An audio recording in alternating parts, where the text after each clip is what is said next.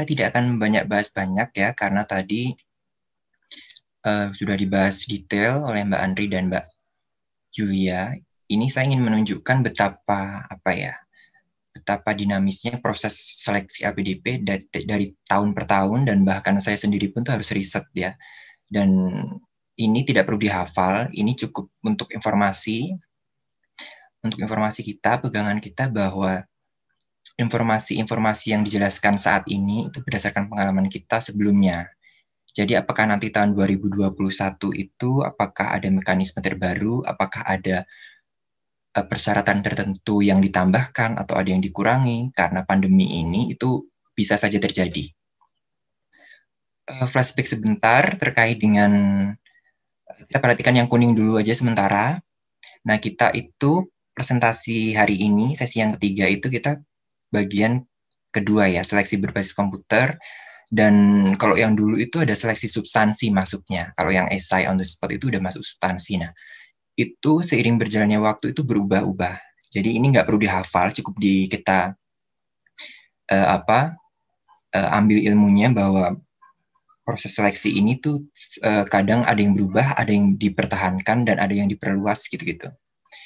Nah, untuk yang poin ketiga itu nanti Sabtu pekan depan, jadi tetap bergabung di grup WhatsApp untuk informasi selanjutnya. Ini akan saya coba paparkan beberapa buklet LPDP tiap tahunnya, supaya kita semua juga semakin memahami bahwa banyak buklet yang telah dibikin LPDP, ada yang isinya sama, ada yang beberapa yang berubah. Ini yang tahun 2013, ada juga yang tahun 2015. Ini yang 2015 tuh saya bagian yang 2015 nih masuknya untuk pas mendaftar. 2017 juga ada lagi yang baru. Kemudian 2018 juga ada. 2019 juga ada. Dan 2020 itu ada, tapi ini khusus untuk yang beasiswa pendidik dan perguruan tinggi utama dunia. Nah, tugas teman-teman atau kita nantinya akan daftar tahun ini. Nah, yang tahun 2001, ini yang untuk buku 2013 sampai 2020, ini dipelajari atau dibaca perlu. Tapi tidak perlu dihafal ya teman-teman. Terkait nanti, jadi pertanyaan-pertanyaan yang kira-kira tahun 2021 nanti ini esainya apa ya yang keluar, atau strukturnya seperti apa, atau format seperti apa, kita tunggu tanggal 2 Mei nanti. Apakah nanti mengacu tahun 2020 atau tahun-tahun sebelumnya, atau ada buklet yang terbaru. Secara administrasi teman-teman, karena ini kan untuk S2, S3 nih, yang jelaskan Mbak Yulia dan Mbak Ari kan tadi kan kita itu mau nggak mau kan harus nulis nih. Ya kan, nulis tesis dan disertasi, apalagi untuk S3 kan itu menulis tuh. Jadi teman-teman dari awal kita harus belajar untuk membaca dan memahaminya secara detail.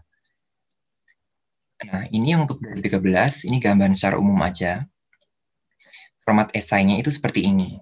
Ada peranku bagi Indonesia sampai dengan ringkasan proposal. Jadi ini esai untuk yang 2013. Nah, 2015 dan 2017 itu mulai berubah lagi nih. Ada detailnya nih, ada tulisannya detailnya nih, ada deskripsinya apa yang perlu ditulis dan segala macam. Ini teman-teman lebih mudah.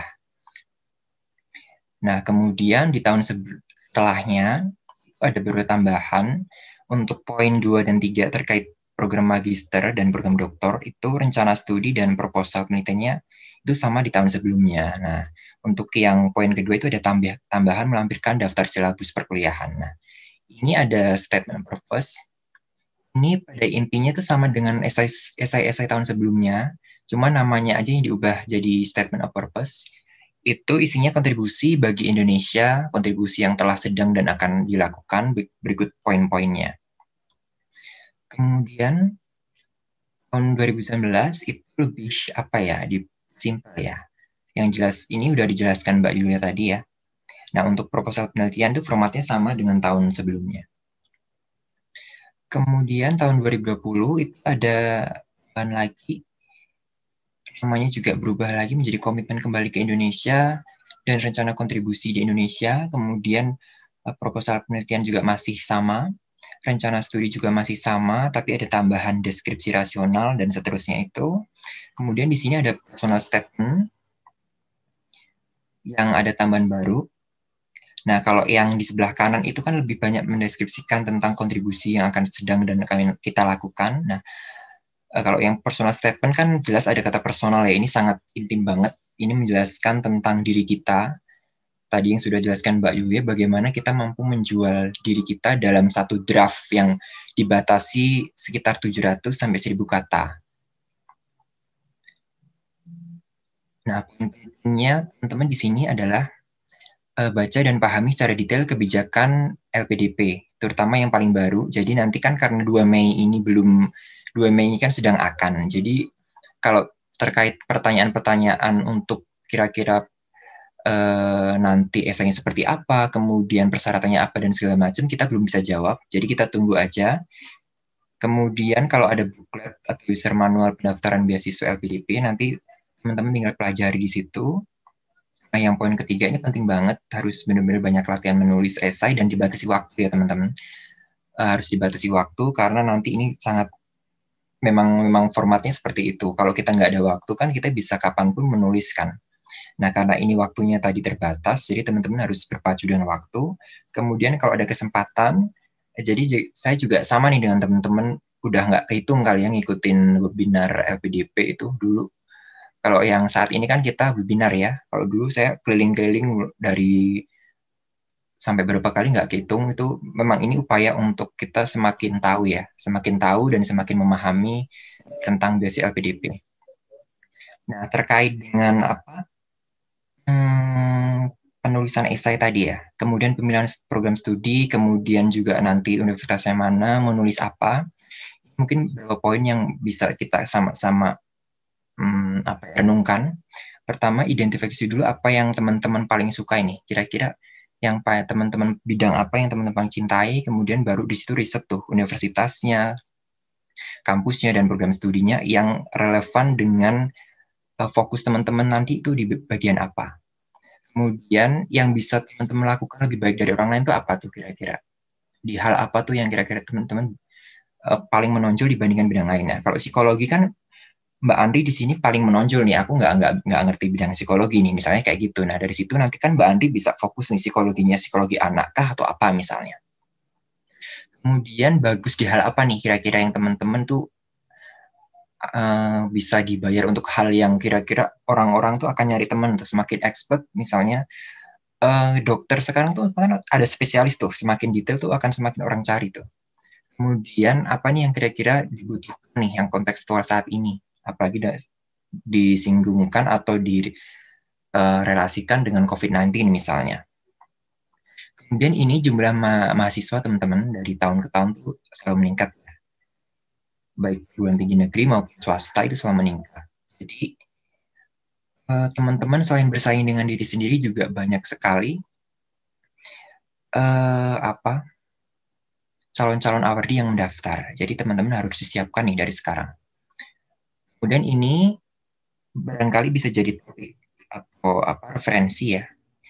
Ini ada yang terdampak, yang tidak terdampak nih terkait dengan bidang-bidang waktu ada COVID nih. Nah, yang paling sangat terdampak itu penerbangan, pariwisata, transportasi yang ada di bagian merah itu yang kurang terdampak atau yang ada dampak positifnya itu kayak e-commerce, kemudian makanan minuman itu sangat tidak terlalu terdampak. Nah, barangkali teman-teman untuk menulis risetnya untuk tesis dan disertasi barangkali bisa menyinggung atau merelasikan dengan konteks kesekarangan dalam hal ini COVID-19. Yang ini bisa jadi satu acuan ya, satu referensi saja. Kemudian teman-teman boleh dong di chat atau ada yang mau bicara. Ini ada yang udah pernah lihat Spider-Man nggak sih? Tahu nggak? Ini tahu Spider-Man ya?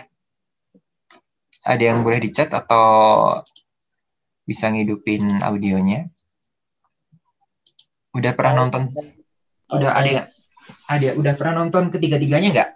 Sudah pernah Kak. Sudah pernah. Kira-kira dari tiga-tiganya itu apa sih yang mas-mas atau mbak-mbak bisa cermati dari tiga-tiganya itu? Padahal kan objek materinya sama kan, Spider-Man aja kan. Tapi kok itu ada dibuat banyak gitu, tapi juga peminatnya kok penontonnya juga masih banyak tuh. Kira-kira apa? Boleh ada ngomong. Pakai audio boleh nih. Atau di chat juga boleh. Ada yang mau jawab? Ada teman-teman? Saya coba Kak ya. Boleh, silakan. Ya, kalau yang pertama kan Spider-Man tahun 2000 tuh, Tobey Maguire tuh yang pertama, yang sebelah kanan. Nah, itu menceritakan kehidupan Spider-Man yang dari sisi Spider-Man-nya itu sudah bekerja gitu ya, sudah bekerja. Sementara yang ini yang Andrew Garfield yang tahun 2013-14 kalau nggak salah ya. Itu dia lebih ya mungkin kalau dari ketiga Spider-Man ini yang paling menonjol atau yang paling membekas itu adalah ininya ya love story-nya atau kisah cintanya dengan itulah pokoknya. Kemudian yang terakhir Tom Holland, ya ini kan yang terbaru. Ini representasi Spider-Man yang masih muda, bahkan masih duduk di bangku sekolah gitu ya. Nah itu. Jadi menceritakan bagaimana Spider-Man ini menjalani kehidupan sehari-harinya sebagai seorang pelajar, tapi juga menjalani sebagai seorang Spider-Man kayak gitu Pak. Oke, kalau disimpulkan itu fokus ke mana Mas Rifki? Intinya tadi Mas Rifki menjelaskan terkait apa nih? Kalau Kak Dera ini dari ceritanya nih yang membedakannya. Kalau Kak Rifki lebih ke apanya tadi? Secara kalau dibuat kesimpulannya. Kehidupan yang disorotnya. Kalau Andrew Garfield kan kehidupan yang paling pertama kan kehidupannya sebagai pekerja si Tobey. Oke, sip. Juga kayak gitu. Kurang lebih lah. Oke, terima kasih. Terima kasih. Jadi teman-teman, ini sebenarnya salah satu cara untuk kita apa ya? Tadi kan Mbak Ari kan bilang terkait dengan originalitas, kemudian novelty, kebaruan. Nah, pertanyaannya kan si Spider-Man ini tuh sama loh. Cuman kan yang membedakan kan makanya tadi ada originalitas, ada novelty kan. Nah, kebaruannya mungkin satu, sama-sama Spider-Man kan samanya itu kan. Nah, kalau kita riset misalnya ternyata topiknya sama-sama Spider-Man tapi alur ceritanya mungkin beda. Kemudian tadi kata Mas Halim juga kehidupan yang disorot juga beda, ada love story-nya tetap ya karena ini untuk anak-anak muda, makanya kan alur percintaan itu ada. Nah, kemudian selanjutnya adalah ini teman-teman kalau lihat Spider-Man kan musuhnya juga beda. Setiap bagian itu juga beda. Nah, ini barangkali satu upaya untuk kita bikin satu draft riset, entah itu tesis atau disertasi, itu cara menunjukkan bahwa ini loh kebaharuannya dari hal ini. Kalau kita meneruskan riset dari riset tesis-tesis sebelumnya yang sudah ada, mungkin musuhnya yang berbeda, alur ceritanya berbeda. Nah, itu akan ternyata juga masih digandrungi dan menarik untuk ditonton. Ini dari satu cara pandang melihatnya ya. Ini satu cara aja. Kemudian ini, ada yang tahu nggak teman-teman ini apa? Boleh di chat atau di audio lagi? Ini terakhir sebelum nanti kembali ke Mbak Maya ke tanya jawab. Ada lagi nggak? Ini ada yang tahu ini? Bisa di chat atau? Street art Kak. Ada lagi? Objeknya apa tuh? Ada 3D art. Iya, ini kurang miniatur ya. Oke. Oke, pertanyaannya ini kalau kita lihat dari sisi lain, coba. Dari sisi lain. Dari dua hal ini kira-kira apa yang bisa didapat teman-teman? Ada yang mau ini enggak? Ada yang mau hidupin audio lagi nggak kayak Mas Halim tadi itu? Bagus. Segala sesuatu itu akan berbeda jika dilihat dari sudut pandang yang berbeda, Kak. Mungkin gitu. Oke, ini tadi Mas siapa nih? Mas Handrang ya? Ilham ya? Oke, makasih. Oh, Mas Rifki lagi. Oke, makasih. Jadi ini terkait dengan cara mengambil sesuatu yang menarik. Ini kan kita nulis esai nih. Ibaratnya kan kita ke pasar itu kan ada buah nih. Nah, ada buah nih. Pasti kan kita akan memilih buah yang sudah matang, yang sudah segar karena bukan berarti buah yang lain itu tidak bermanfaat. Belum siap aja, belum matang dan belum ready. Nah, makanya ini cara pandang untuk menuliskan atau mencari sesuatu yang menarik supaya LPDP tertarik itu juga terkait cara pandangnya untuk menuliskannya. Nah, ini kan kalau kita lihat dari sisi lain ini tidak terlihat apakah ini objeknya rumah atau dan segala macam, tapi ini terkait dengan cara pandangnya tadi. Oke. Itu Mbak Maya dan teman-teman sedikit tambahan dari saya, semoga bermanfaat. Terima kasih.